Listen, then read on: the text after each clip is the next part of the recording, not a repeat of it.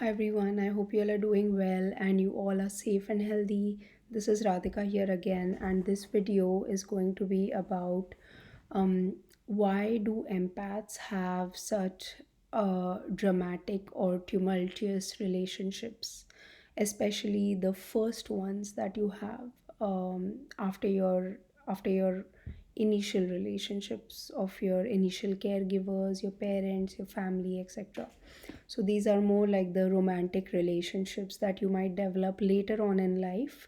But the first ones, like maybe in your teenage years or in your college years or when you're working, the first few ones. So when I talk to my clients, a lot of them have experienced this phenomena where the first few relationships that they had, like boyfriends, girlfriends, not just romantic, even friends, like friend circle, which was all platonic, or like an office environment, or like some extra class that they were taking, that environment.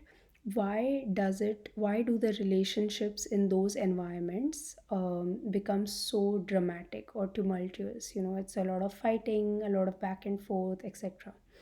um, so the main reason for that is because when you are a child and you grow up in a narcissistic family, the attachment style that you develop is probably one of either a fearful avoidant or an anxious preoccupied, or of a dismissive avoidant.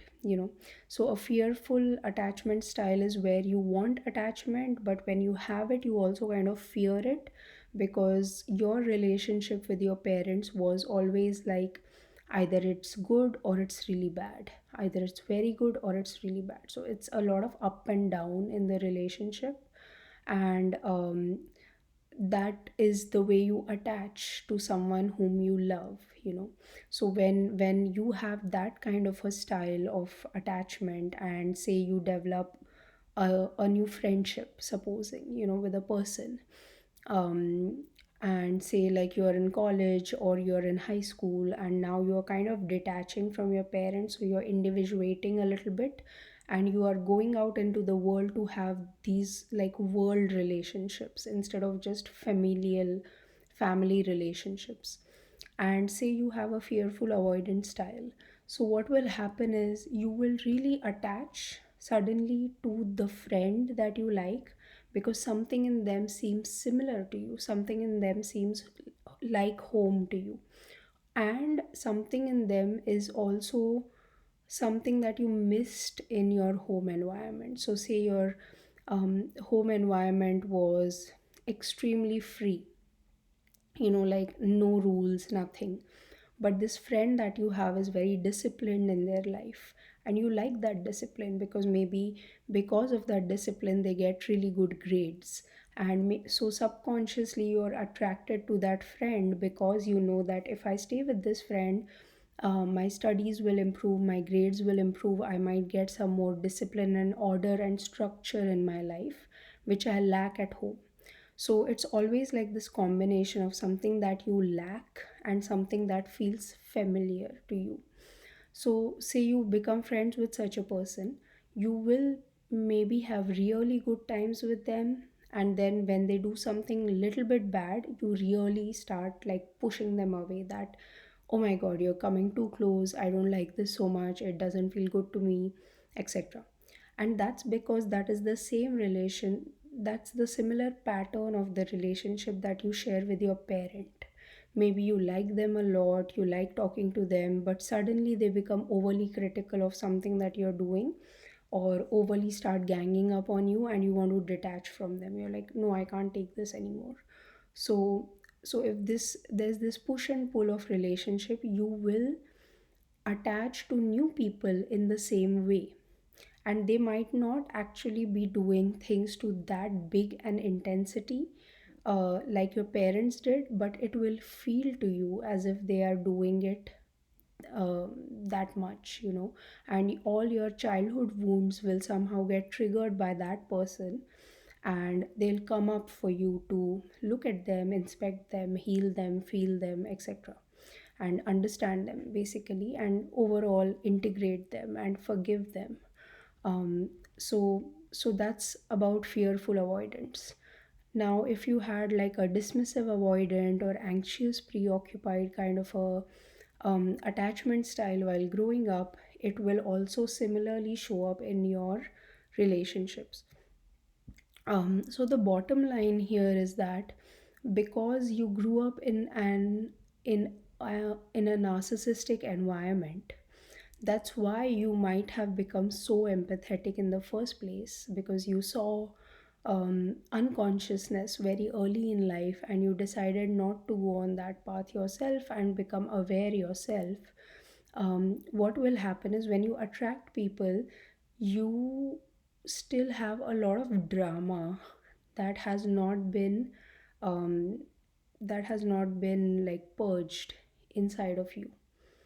And what happens is this new person, whoever he or she or they are, they will trigger that drama from inside of you, and you will have to purge it. And while purging it, one thing you can do is you can understand that this drama is really not coming so much from this new person. Maybe they are doing some things to trigger it, I'm sure, and we cannot deny that, and you should take steps according to their behavior too. You should see their behavior, if it's toxic or if it's acceptable to you, etc. But you also have to realize that the triggering that they are doing, those wounds haven't been put by this new person. They have been there since your childhood, and this new person is only triggering them. And of course they might be doing things which are not great to trigger them, but they are not responsible for your trauma. Your trauma comes from another place. So that's why empaths usually have like a few dramatic or very up and down, very tumultuous, very like passion driven relationships in the beginning. And then slowly, as more and more purging happens, as slowly more and more you'll understand that all these things actually stem from my own childhood and someone else is only triggering them in me. And then you will start consciously thinking that what do I need in a partner, what am I compatible with all my triggers and all my baggage. How can I have a partner who can live with that and whom I can live with. Slowly you will start getting a clearer and more conscious picture of what kind of a partner or friends or group you can actually be a part of and not get triggered and yet grow. And so that's a process. The process happens slowly, and you have to give time to that process, and you have to introspect in that process, and it has to be conscious to a certain degree.